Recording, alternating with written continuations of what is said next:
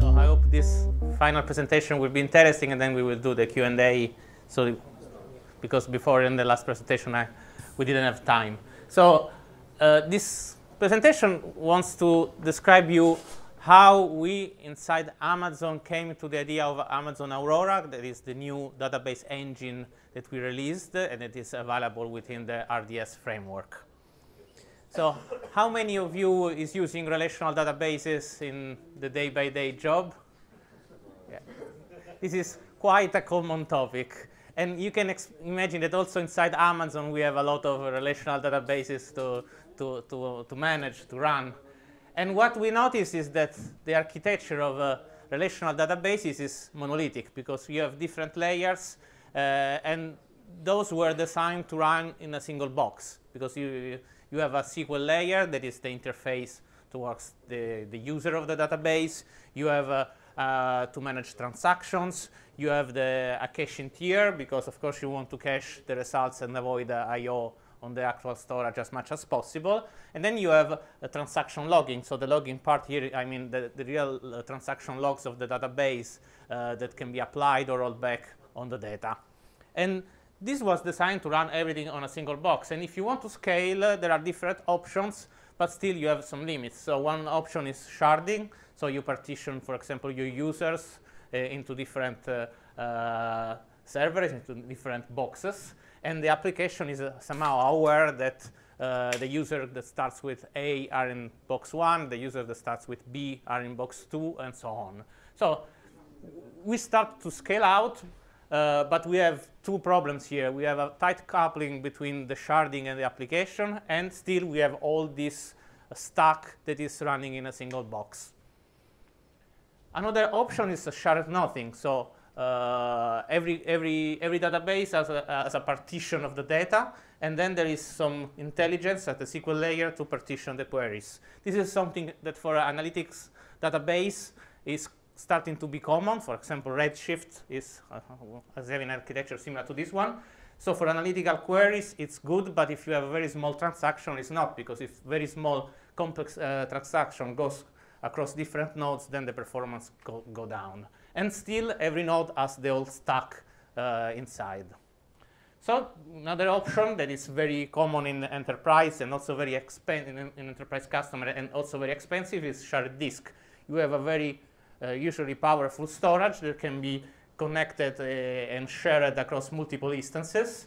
Now you have to synchronize the cache of the different nodes, because the storage is synchronized being shared, but the cache must be synchronized. And this is starting to be better, but it's very expensive, and still we have all the stack in every single node. So this is a problem for the flexibility of the IT, or the flexibility of the business, because you want to manage relational database in a different way. And we started to think, actually, this model of the relational database was designed 30, 40 years ago, and we are continuing to dragging this design moving forward. And as Amazon, we internally developed other services that then became available externally, like S3, like EC2, like the machine learning service. And the idea was, can we do something different, starting from scratch, thinking everything as new, something that behaves like a cloud service, so that is self-healing, that can scale out very easily. And also, we can leverage the other AWS services that we have as building blocks in producing this new idea of database. So the requirements that we gave to ourselves were speed and availability should be the one that you get from a high-end commercial database. But we also wanted the simplicity and the low cost of an open source solution. And to make it easy for customer to use it, we decided to have a complete compatibility with MySQL 5.6, so there is no issue. The compatibility is in the design.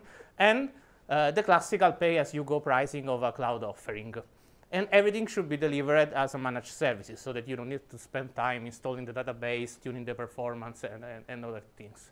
So the idea was to apply a service-oriented architecture to the database. And what we did, the most important step, was to take the transaction logging part that is usually part of the database, and we put it into the storage. So we created an internal service that is not available outside to customer. It's an internal service that we use. It's a smart storage that it's not communicating bits and bytes with the database, but it's receiving transaction and can apply or roll back transaction to the data.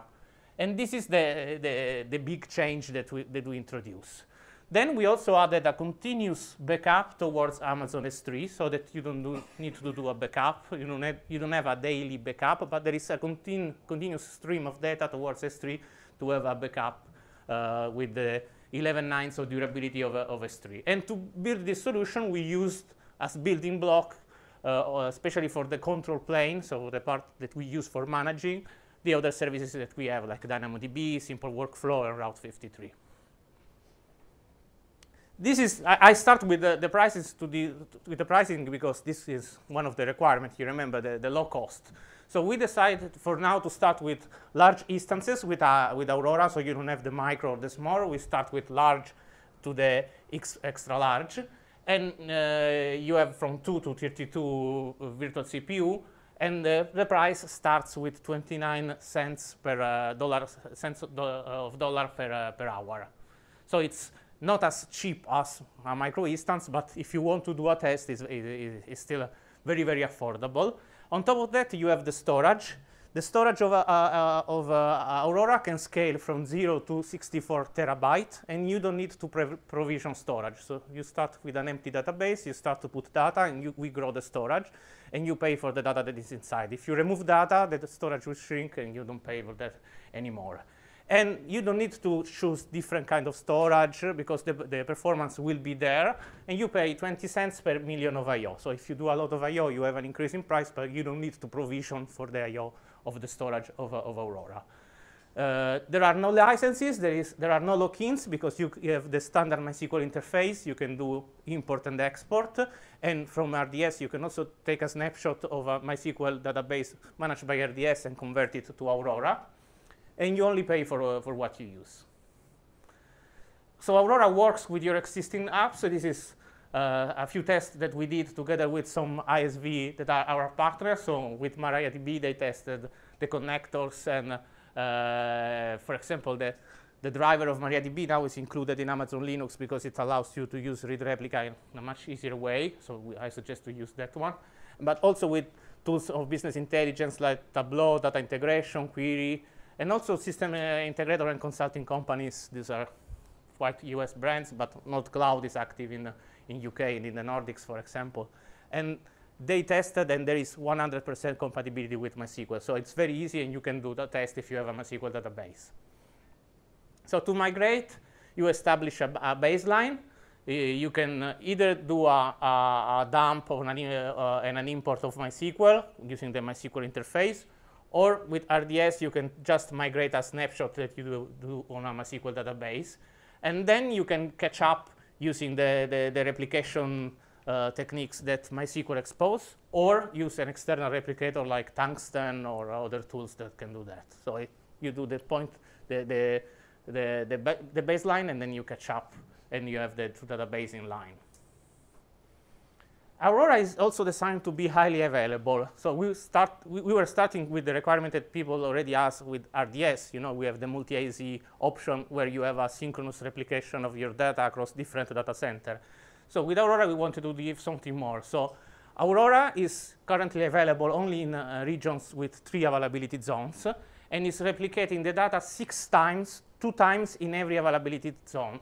And the replication is synchronous, like for RDS. And so for reads, you can have 3 of this replica of the data that fails, and you can still read the data. For writes, you can have 2 failures, and you can still write on your data. So it's very, very robust. All the storage is written on SSD, so the storage service that I mentioned is using SSD storage inside. But as I said, it's a log structured storage. So every write operation is not bytes that are running and must be copied inside the storage, but it's a transaction that can be applied or rolled back. this is also reducing the traffic that is going to between the nodes and the storage, optimizing the use of the network for I/O purposes. So it's self-healing. If something breaks, it will automatically try to correct the error, and it's very reliable because it can resist a lot of failures. So a whole availability zone can fail, and you have still all read and writes capability. If 3 of the 6 copies fail, you can still have all the reads, and just the writes are disabled. Also, the crash recovery of the database is much faster, because when a normal database, let's take MySQL for example, fails, so the process of the database fails, when it restarts, what you have is that you start from the data from the latest checkpoint that is written on disk, and then you have to apply the redo log to recover the database. And this is a single-threaded process in MySQL, so it can take a lot of time depending on the status of the database. But in our case, the redo log is not something that is outside of the storage. It's inside every block of the storage. So what happens is that the database restarts automatically, and every time a block of storage is accessed, it will do the rollback from the checkpoint to its own small part of transaction that must be managed. And all of this happens in parallel. So if the database is trying to read a lot of blocks, each of them will do the transaction logs, apply them, and recover the storage. So this is making the recovery time after a crash much, much faster. And also, we took out the memory cache of the database outside of the database process. So if you restart the database, the cache is preserved because it's running in a different process. So you have the cache worm. That is another big advantage, because when you start with an empty cache, you have a lot of I/O at the beginning that can compromise your performance. How it works for high availability? You don't need to use the multi-IZ option with Aurora. You just need to create at least one read replica. And if you think this is how a normal MySQL replica works. Let's imagine that you have a master that is doing 70% writes and 30% reads on its own volume. If you activate MySQL replication with RDS or just with MySQL, all the binary log are shipped to the replica that will apply all the writes. So you will consume mostly the same CPU for the writes, and then you have some part of the CPU that is free, and also of I/O that is free for reads. So you can use this read replica only for the part that is not used by the writes to apply the binary logs that are being shipped. This is because they have to replicate the data another time completely. With Aurora, you already have a shared storage that is synchronously across different availability zones. So when you start a replica, it will connect to the new storage. And the only thing that it needs to know is the invalidation of the cache. So only cache invalidation are sent from the master to the slaves. And this is a very light process, and all of the CPU is available for reads. And this also means that the replica lag, so that you have between the master and the slave, is very small, because the storage is always in line for how the storage is replicated. You only have the invalidation of the cache that can create a minimum lag for the read replica that usually is less than 10 milliseconds. And the high availability works that if the master fails, automatically one of the read replica is selected as master. It has no data loss because the storage is synchronously replicated and will become the master.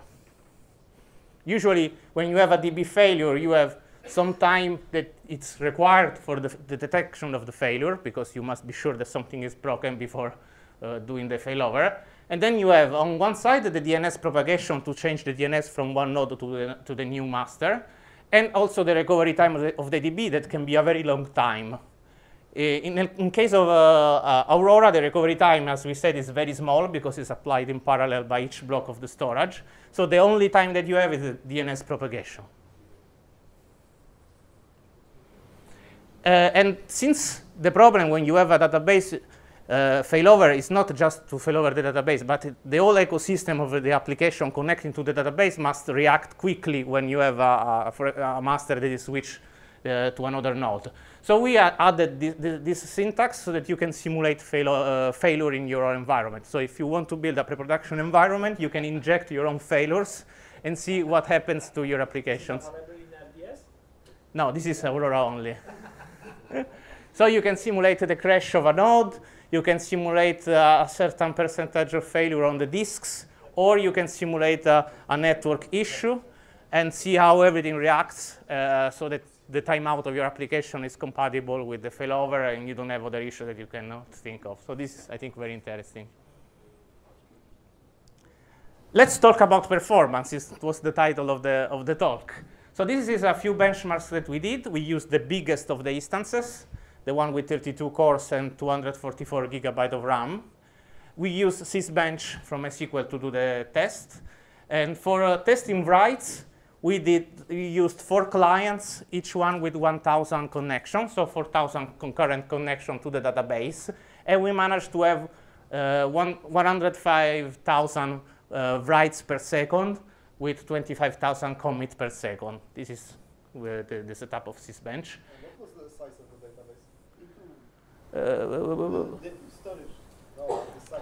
I don't have that information here. I think it's not big. It's the standard data that comes with this benchmark. I will find this information. And we see the CPU, it's 90%, so it's almost saturating the node. But do we have any information? Was it I/O weight or CPU usage? No, no, this is real CPU usage. And another thing that is different from, because this is the console from Aurora, this is different from normal RDS, that you actually have information on the DML throughput and the commit throughput, because we have more information on how the database is working. So you have more information in the monitoring part. On reads, we used a single client with 1,000 threads, and we reached almost 550,000 reads per second. Of course, this is the biggest node, but and the CPU utilization was almost 95%, so it was quite saturated.